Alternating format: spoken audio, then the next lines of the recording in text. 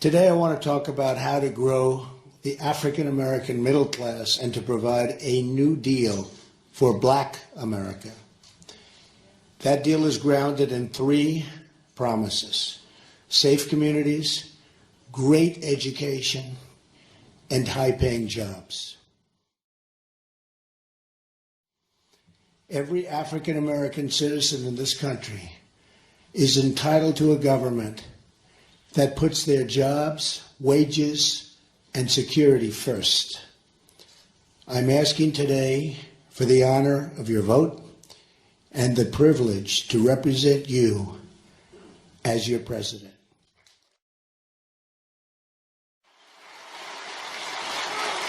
And I will not let you down. You watch. Here is the promise I make to you. Whether you vote for me or not, I will be your greatest champion. Our opponent represents the rigged system and the failed thinking of yesterday.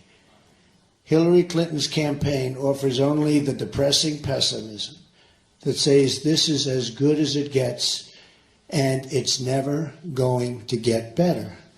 She's been doing this for 30 years, and for 30 years it's only gotten worse. American politics is caught in a time loop. We keep electing the same people over and over and over. And they keep coming back to the African American community and the Hispanic community, and they keep talking about what they're going to do, and they don't do it, and then 4 years later, you see them again. And this is so important to me, what I'm saying today. I wanted a small group of very, very powerful, influential people from the African American community, and that's what I wanted to do. Enough with the rallies of 25 and 30,000 people. This was very important to me. And I just met with some of the finest people I've ever met backstage. We had a great meeting, and I just want to thank those people right now. They are phenomenal people, so I want to say thank you very much. I have a message for all of the doubters in Washington. America's future belongs to the dreamers, not the cynics and not the critics. And it's time to extend that dream to every African American citizen in this country. Yet too many African Americans have been left behind. Massive numbers have been left behind. 45% of African American children under the age of 6 live in poverty. 58% of African American youth are not currently employed. African Americans comprise roughly 13% of the population, yet make up 60% of murder victims under the age of 22. The conditions in our inner cities today are totally unacceptable, and we have to fix them. The Democrats have run our inner cities for 50, 60, 70 years or more, uninterrupted. They've run the school boards, the city councils, the mayor's office, and the congressional seats. Their policies have failed, and they failed miserably. This state has lost nearly half of its manufacturing jobs since Bill and Hillary's NAFTA. Think of it, half. Decimating the African American community and the African American middle class, decimated. These jobs went to Mexico and other places. Hillary wants to raise taxes very, very substantially on everybody and on business, and especially on small business, as high as 45%.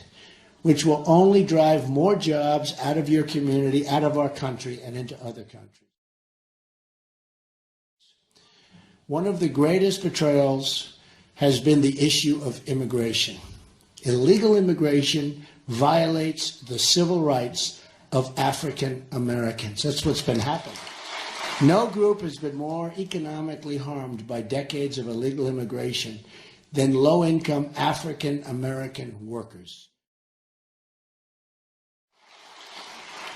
I will also propose tax holidays for inner-city investment, a new tax incentive to get foreign companies to relocate in blighted American neighborhoods, and they will do that.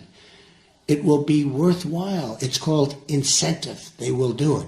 I will further empower cities and states to seek a federal disaster designation for blighted communities in order to initiate the rebuilding of vital infrastructure, the demolition of abandoned properties, and the increased presence of law enforcement so we have safety in our community. We need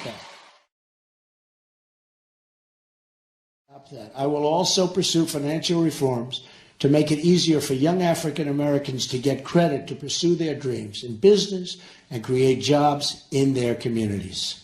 It's going to be beautiful. Such talent. There's such a potential talent out there. It's so incredible, and it's totally being wasted by politicians that maybe don't want to see it happen. It's time for a 21st century Glass-Steagall, and as part of that, a priority on helping African American businesses get the credit they need. We will also encourage small business creation by allowing social welfare workers to convert poverty assistance into repayable but forgivable microloans. Very simple, but something so good.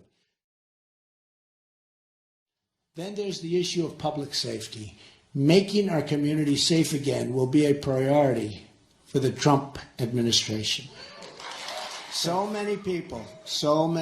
I mean, you walk to the store to buy a loaf of bread, maybe with your child, and you get shot.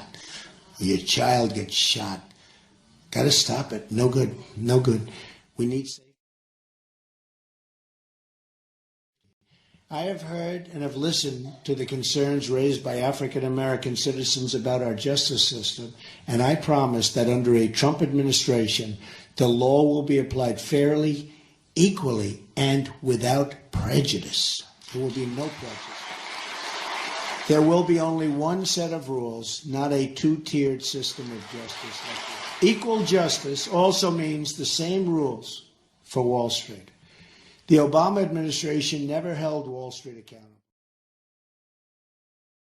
Infrastructure will be another major goal. My contract calls for $1 trillion in infrastructure investment, of which the inner cities will be a major beneficiary. We need something done.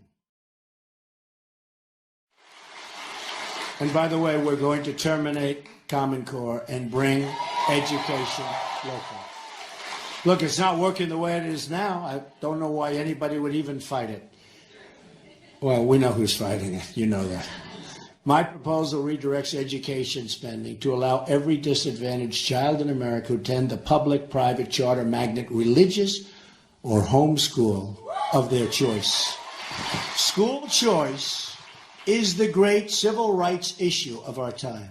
And I will be the nation's biggest cheerleader for school choice in all 50 states. What a difference it will make.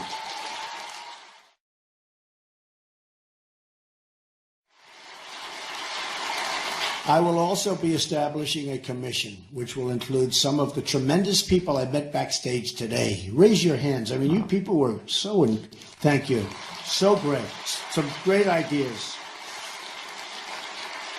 To tackle the school-to-prison pipeline and to shut that pipeline down and to create, so important, and to create a new pathway that leads from a great education instead to a great job. That's what we want. It is. It's school to prison. My plan will also ensure funding for historical black colleges and universities, more affordable 2- and 4-year college, and support for trade and vocational education. You know, I've gone to school with many people, some totally brilliant at one thing, but not at all brilliant at others. But we all know this. We've had students that sat next to us in class, and they were terrible students. But they were phenomenal at fixing a car engine. They were phenomenal at fixing a television set. They can take it apart blindfolded. And I can't do that. And you can't do that. But they were phenomenal at fixing things. We don't do that anymore. Remember, we used to have this great vocational education? They were talented. They were great. They were horrible students, and they were great. They can take a motor, they can take an engine apart blindfolded. And we have to bring that back. And that's what they love doing. That's what they love doing. And they'll do fantastically well. Don't you think, right? So true. So we're going to get that going again.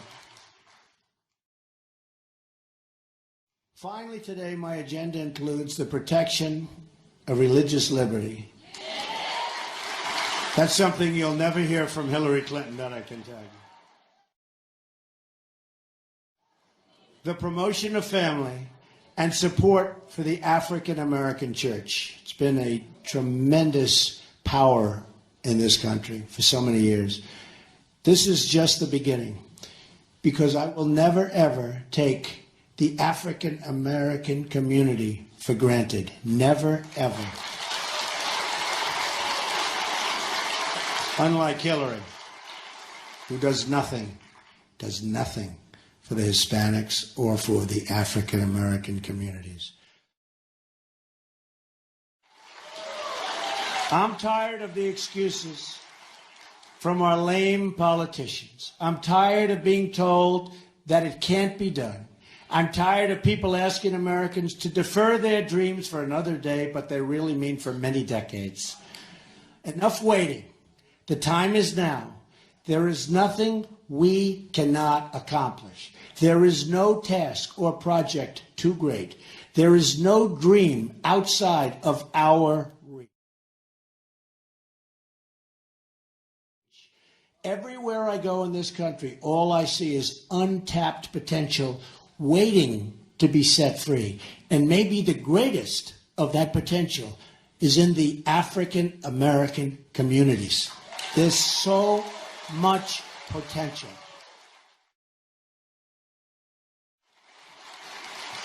But we will never realize that potential if we continue putting our faith in a broken political system that has let us down time and time again. To believe not in our politicians, not in these people that got us there, but to believe in ourselves and the future of our country. Yes, Donald Trump and I have talked. I've not only met him, but I've met his son Eric and daughter-in-law Laura. And they came looking for us. They came looking for African American leaders and businessmen, pastors, politicians. And they wanted to know what they could do for us. What can Donald Trump as president do for blacks in America? And we told him, and he listened. We can't expect him to relate to us without us relating to him. We know he doesn't have our background. We know he doesn't have our history. But those of us who've been around him realize that he actually has a heart to do something. Now, you may not believe him, but that's what I'm here to talk about. I'm here to talk about the power of your vote. Whether you believe he really means it or not, he really means to be president. And do you think he just wants to be president for one term? Of course not. And this is why your vote has no power with the Democrats. The Democrats know you're going to vote for them. They think they own us lock, stock, and barrel. So they don't have to give us anything. The vote is automatic.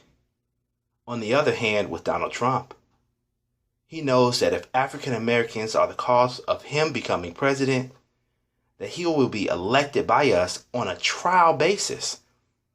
That means if it's trial and error and not trial and success, he will be a one-term president. So you can bet that he's going to take our issues to task. And he is going to make sure that he's a success for us so that he can have an even bigger support from our community in the next election. So vote for Donald Trump. Tell your friends and tell your family. And I know they're going to give you backlash. And they're going to want to know, why in the world would you vote for Donald Trump? And you tell them, because my vote has power. Do it today.